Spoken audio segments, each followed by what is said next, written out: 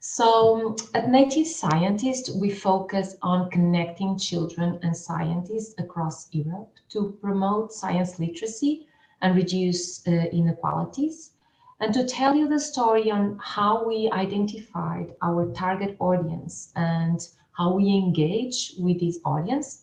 I really need to go back in time and tell you a little bit about my story. So I learned about bacteria for the first time in my life when I was 9 years old, and I learned it at school. And it completely changed my life. I became fascinated by these living.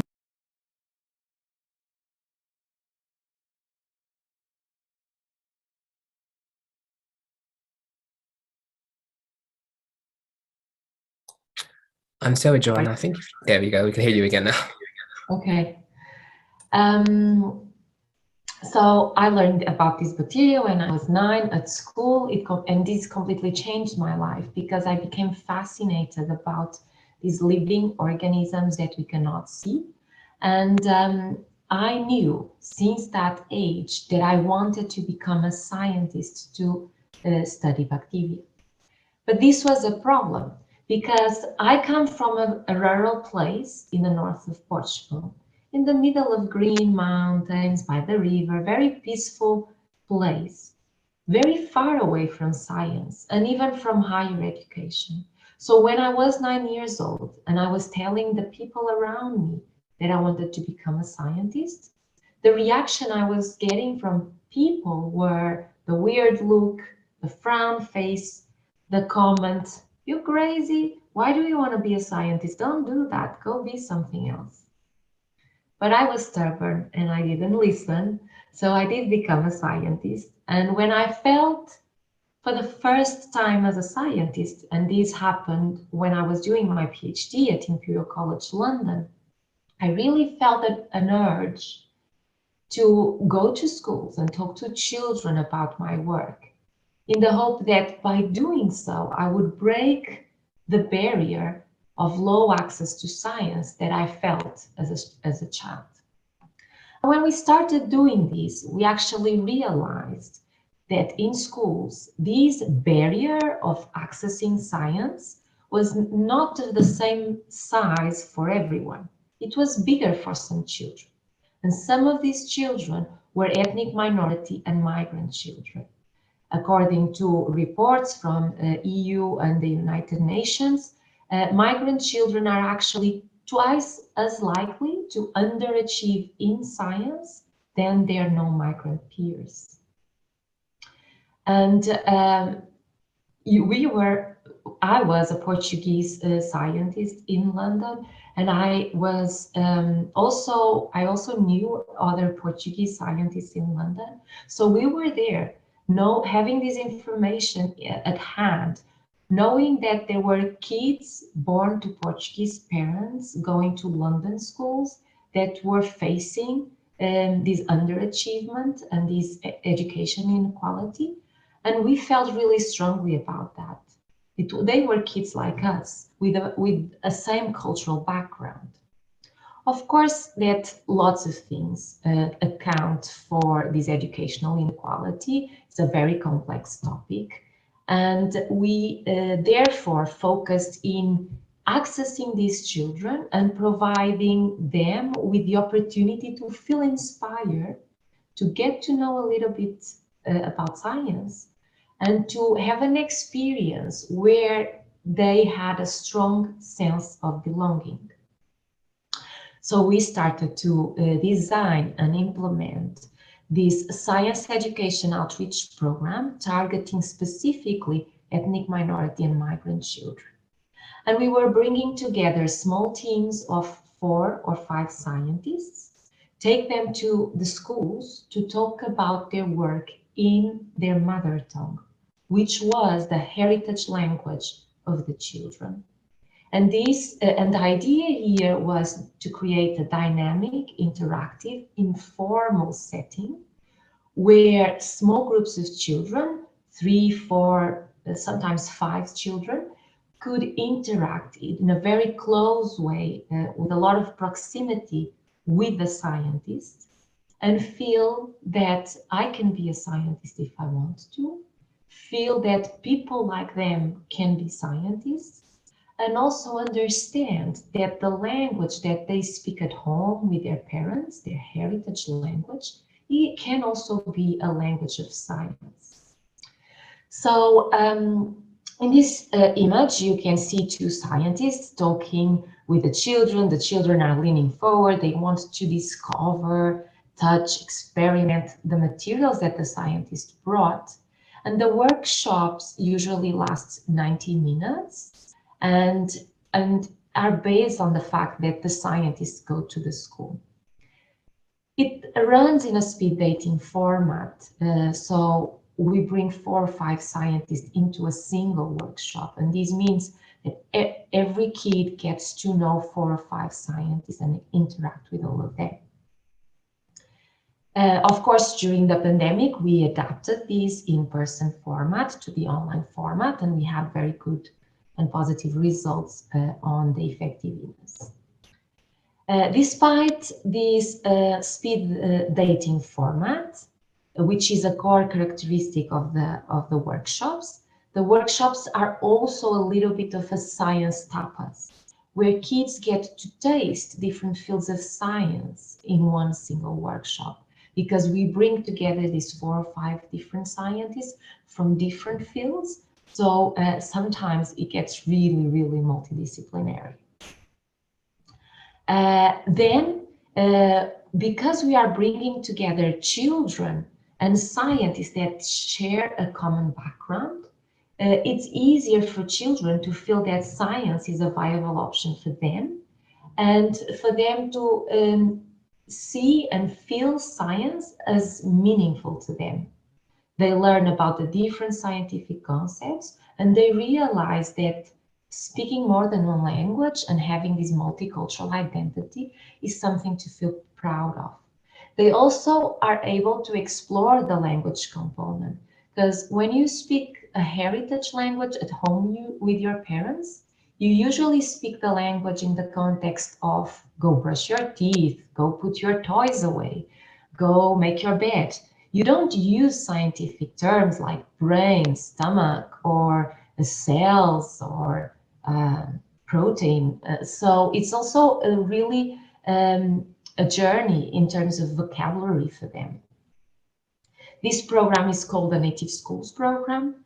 It mostly targets kids between 6 and 12 years old, but we also work with teenagers in this program. And this is an international program that has been to 220 schools in 9 European countries, reaching over 5,500 children, and doing the outreach in 10 different languages in more than 30 cities, and engaging actively 1,250 scientists. In 8 years, we've established more than 20,000 connections between children and scientists that speak the same heritage language. The feedback we've been getting is really good, as both students, teachers, and scientists praise the workshops. For example, these students said, this workshop was important for me because I didn't know there were people like me at university. I thought university was only for my native peers. Or the student who said, the best class ever, when we will do it again, can I get an autograph? Or this teacher who said that the students enjoyed the native scientist session, including those that can be a bit reluctant to learn. The teacher was very impressed with the design of the session, as well as the skills of the scientists in engaging the students. Or this case study of a teacher in London who said that in her first workshop, a few of the parents didn't want to take their children to meet the scientists at the workshop. But 3 years later, the same teacher in the same community said, I now have parents wanting to register their children in my class because they know the scientists are coming. So here also the benefit beyond the children, expanding and spilling over to the parents and the community. And I now would like to invite Tiago Alves. Tiago was a student that participated in one of our first workshops 7 years ago, probably. Tiago, correct me if I'm wrong. And hello. And he's a first generation university graduate in his family, and he's a physics graduate. Tiago? Hi. Hello.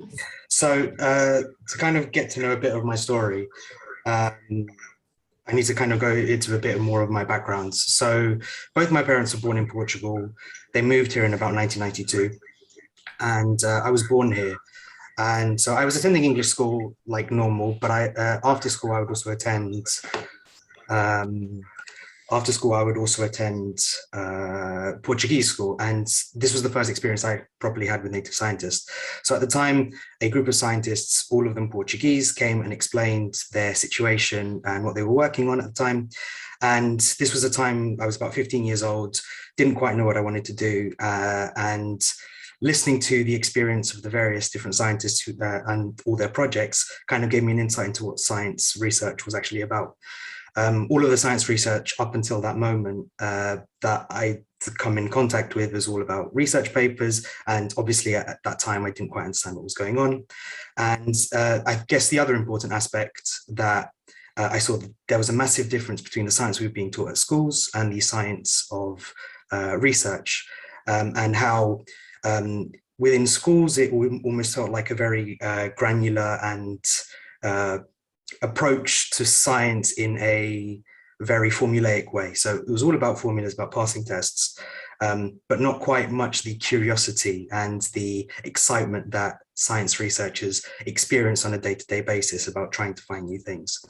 And especially now when we are at a time when there is a lot of science hesitancy and there is a lot of different people who don't quite trust science and scientists, I think an important aspect is to try and get kids more interested in science from a young age. I had the personal experience of being able to listen to the scientists at the time and try and gain an understanding of what it was that they did. And now today, I'm currently a physics graduate and I'm currently doing my master's, hopefully with a possibility of doing a PhD next year.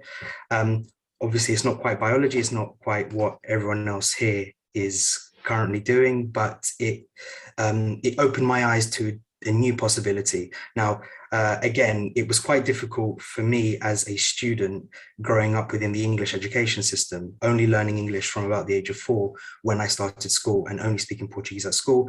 It kind of gave me an insight of what it was like to be, to both be a potential scientist as well as being Portuguese. It allowed me to connect to my heritage and meeting new people who were also in my same kind of situation. And so it was a brilliant, brilliant experience. And I would definitely recommend communicating to more young people, because without this communication with young people, to me, those people were role models and gave me the ability of thinking something beyond the scope of what I thought I could achieve at the time. So again, I'd like to thank Joanna and the rest of the Native Scientist team, because it really inspired me to become the hopefully future scientist I will become and I am becoming. Thank you very much, Tiago, for sharing.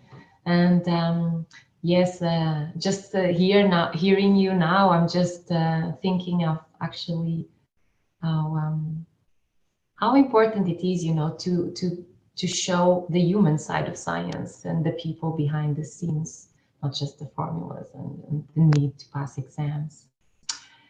Okay, so I go back to sharing my screen. Yeah. Is it working?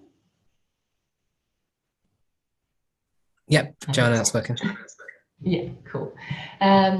So, although we do have these, success stories and very good testimonials, the co-founders of Native Scientists, myself and Tatiana, we are scientists. Tatiana is actually from physics, and we were also very keen to actually study in a scientific way if the Native Schools program that I just presented to you is indeed a program that is effective in boosting the motivation for science and boosting the motivation for the heritage language as well, and for a healthy sense of identity.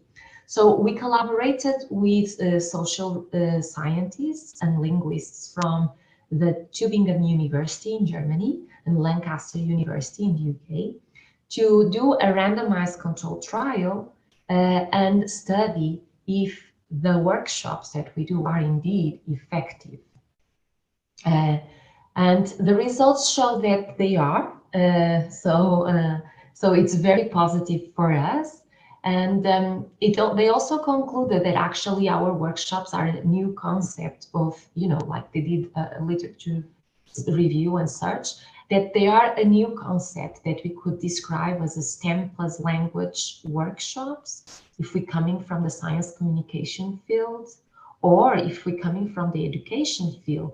They are workshops that promote the integrated learning of science and heritage language. And when we were doing this study, the big question was really, can science communication in the mother tongue of the scientists foster science motivation of migrant kids? And the answer was yes. We looked at several different constructs related to science and to the heritage language. And every time you see the asterisk, it's because there was a statistically significant positive impact. We saw the positive impact both at the short term, so immediately after the workshop, and the long term, 4 weeks after the workshop. The conclusions are that indeed it is possible to boost the motivation of migrant, ethnic minority and migrant children with the Native Schools program. And they actually also concluded that the students with low motivation for science at the very beginning, just before the workshop, actually benefited more from the workshop. So, they did a longer journey into considering that science is important for them, and it's a possibility for them. Throughout the 8 years of existence and work that we've been doing, our work has been recognized by multiple institutions. I've included here some. It has also been featured in journals and other media outlets. And I really would like to end by saying that the Royal Society of Biology was actually one of the first entities to recognize and admire the concept of the Native Scientists, Native Schools program. And here I am, on the right, holding the award that they gave me in 2015, and which was really important for, to give us the courage to keep going and to actually understand that other people were also valuing the work we were doing. We really believe that our collective impact matters. So I think it's important to always remind people that together we can change the world, especially if we, use specialized approaches that meet specific needs and specific unmet potential from specific target audiences. And yeah, thank you very much for the opportunity to share my experience with you here.